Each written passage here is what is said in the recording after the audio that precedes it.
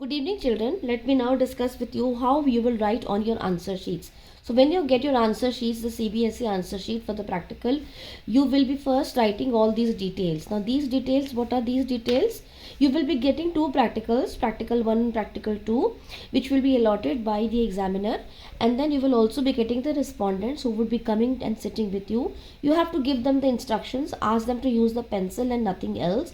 It is your duty to make the respondent comfortable. You have to form that rapport with the person so that the person writes these responses on your sheet.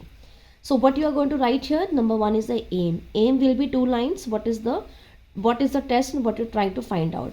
Then is the basic concept. Basic concept will not be more than half page. Now in your files we write in detail about the basic concept, but in examination we do not or we are not expected to write so much in the basic concept. So for example, if you're writing about RSPM, talk about the definitions of intelligence. If you're writing AISS, talk about adjustment. If you're talking about DBDA, you can discuss aptitude, at your talent, all these points you can discuss. So this will only be half a page of your answer sheet. Then comes the description of the test. Description of the test is what is this test trying to find out in 6 to 7 lines, not more than that. How many components are there in the test, what are the various components, if there are sets, so how many sets are there, that description you will write in this test. Preliminary data is the name, the age, the gender, the place of testing, psychology lab, and the date, whichever date is applicable to you. Then precautions.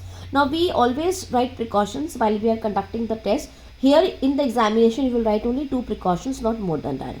Then the instructions. What instructions you are going to give to your respondent to carry out the test. So these are those instructions. Introspective report is a report which the respondent will write in these 2 sheets, that is the test 1 and the test 2, the practical 1 or the practical 2. It is the introspective report, how he felt, what he was going through when he was doing the test, and what he felt after he has conducted the test on himself. So that is the introspective report. In the introspective report here, in the answer sheet, it is going to be in your handwriting and not in the handwriting of the respondent. The respondent should not be writing anything on your sheet. So make sure about it. Scoring. The scoring will be how you are going to score the test. So you know how to score the test. I hope you have listened to those videos and you know how to score each and every test. Then comes the result and the interpretation. In the result and the interpretation, you are going to talk about the raw score obtained by the subject was this and the strength score is this, which means whatever is the description. So if there are subparts, so write on the subparts. Suppose it is SCQ, there are subparts. AISS, there are subparts.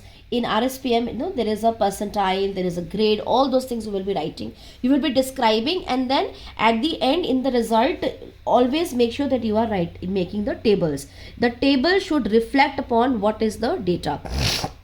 You need not write about all the scores, all the questions, or question wise what marks you are giving. You only have to write the main detail on the sheet, making the table, and try to complete the test in the given sheet, which is the sheet which you will be getting for the examination, and avoid using the supplementary sheets. If you are using the supplementary sheet, you will only use one supplementary sheet. So do not write too much, do not leave spaces in between.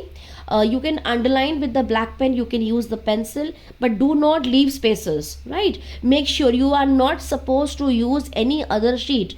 But if you are not able to accommodate both the practicals in one sheet which has been given by the CBSE, which are I think only 6 sheets, so if you are not able to complete in them, you are only allowed to take one extra sheet, not more than that. So please make sure that you are not writing too much or not writing in a very broad pattern or leaving spaces in between, doing cutting. So please be very, very clear. Reach the school on time. And these are the roll numbers which I have sent also. These are the roll numbers. Please make sure that you put your roll numbers on both the files. So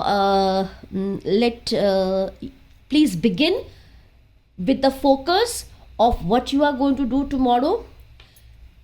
Cool down, take deep breath, relax, understand what you are going to write, choose the 2 practicals on which you are going to focus, and then think about how you are going to describe your case profile, because case profile would be asked to you.